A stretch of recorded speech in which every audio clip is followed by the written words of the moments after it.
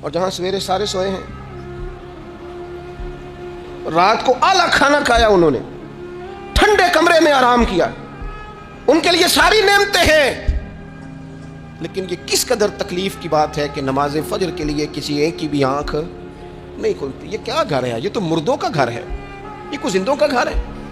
یہ تو حضور علیہ السلام نے فرمایا زندہ اور مردہ کی مثال ہے, جہاں اللہ کی یاد کی جاتی ہے اور جہاں نہیں کی جاتی. اپنے گھروں کو, اپنے گھروں کے ماحول کو اللہ کے ذکر کے ساتھ آباد کرنا.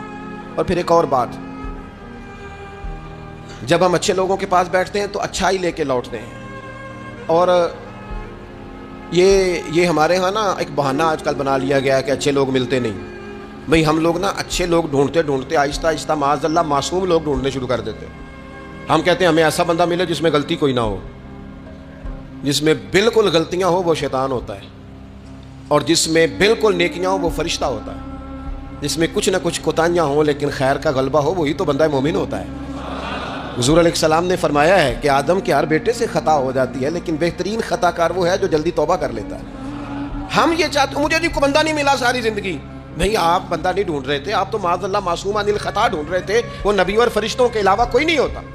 آپ کو دیکھنی چاہیے تھی جہاں سے کچھ خیر مل رہی تھی وہاں فوراً حاصل کر لیتے, جہاں سے کوئی اچھائی مل رہی تھی وہاں سے فوراً حاصل کر لیتے. ہمارے صوفیاء, ہمارے بزرگان دین, ان سے لوگوں نے خیر پایا ہے, ان کی زندگیوں کو ڈسکس نہیں کیا. ہمارا یہ ماحول بن گیا کہ ہم نے ایک دوسرے کو ڈسکس کیا ہے اور رج کے کیا, لیکن کہیں سے خیر ملتی تھی تو وہ خیر حاصل ہے. ہمارے ذمے تو یہ تھا کہ نبی پاک علیہ السلام نے فرمایا حکمت مومن کی گمشدہ میراث ہے, جہاں سے تمہیں خیر میسر آتی ہے اپنے حصے کی سمیٹو, اس پر عمل کرو. ہم نے کیا کیا, ہم نے, وہ بندے نے خیر دی تھی, پھر ہم نے ٹٹولنا شروع کیا, پھر ہم نے تھرمامیٹر لگا اور اپنا اپنا کرائیٹیریا, اپنا اپنا معیار بنا کے لوگوں کو تولا. نتیجہ کیا نکلا, ساری زندگی تولتے ناپتے گزر گئی.